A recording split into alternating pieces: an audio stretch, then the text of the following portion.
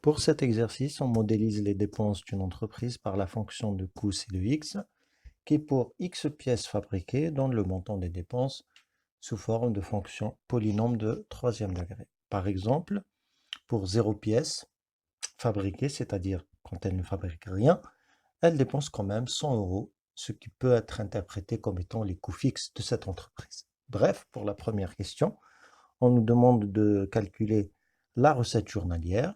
Pour cela, on se base sur l'hypothèse du prix de vente d'une pièce qui est 247 euros. Donc pour X pièces vendues, on a 247 fois X euros et on obtient la forme algébrique R de X égale 247 X.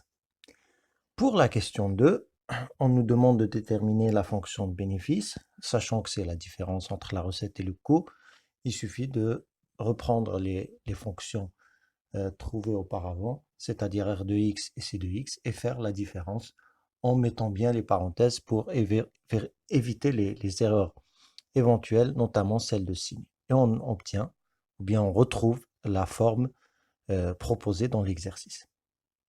À la question 3, on nous demande de calculer la fonction dérivée, mais avant ça, on précise que B est une fonction polynomiale, donc qu'elle est dérivable sur R. A fortiori donc, sur l'intervalle proposé dans l'exercice de 0 à 25. Cela étant, donc on peut maintenant s'intéresser au calcul proprement dit et on applique les règles apprises dans le cours. Donc on applique les formules pour chaque terme de la fonction b et on trouve en finale moins 3x au carré plus 60x moins 153. À ce stade, il faut maintenant, pour répondre à la question 4, déterminer le signe de ce polynôme. Et pour cela, on précise d'abord que c'est un polynôme de second degré pour nous reporter à la règle qui dit que le signe d'un polynôme de second degré est celui du facteur de x carré. Dans le cas présent, donc c'est moins 3, c'est-à-dire un signe négatif, sauf entre les racines éventuelles. Pourquoi on dit éventuelles? Parce qu'on ne sait pas encore si elles existent. Pour cela, on calcule le discriminant. Donc, delta égale b au carré moins 4ac. Application numérique, et on trouve qu'il est égal à 1764, un carré parfait supérieur à 0. Les racines calculées donc, sont x1 égale 17 et x2 égale 6.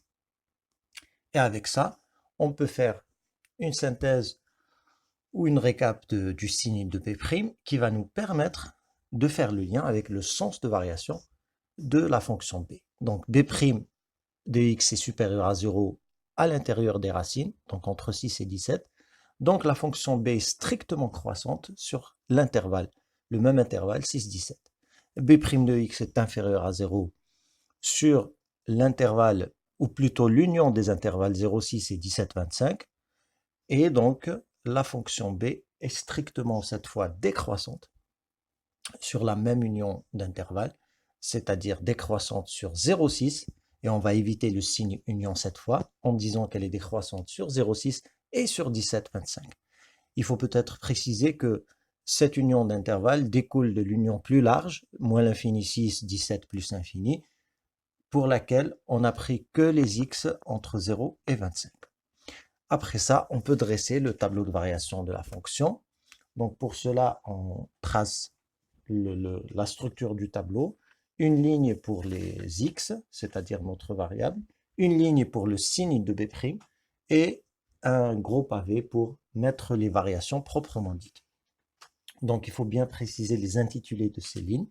Donc x, signe de B', et puis variation de la fonction B. On met les bornes des intervalles, donc 0 et 25, on met les valeurs particulières 6 et 17 qui annulent la dérivée et qui déterminent les signes alternés, moins, plus et moins. Et on a les sens de variation qui découlent de ça, donc croissant pour la dérivée positive et décroissant pour la dérivée négative. Il reste juste à placer les images de 0, de 6, de 17 et de 25. Pour cela, on met les calculs correspondants à droite du tableau pour que ce soit explicite.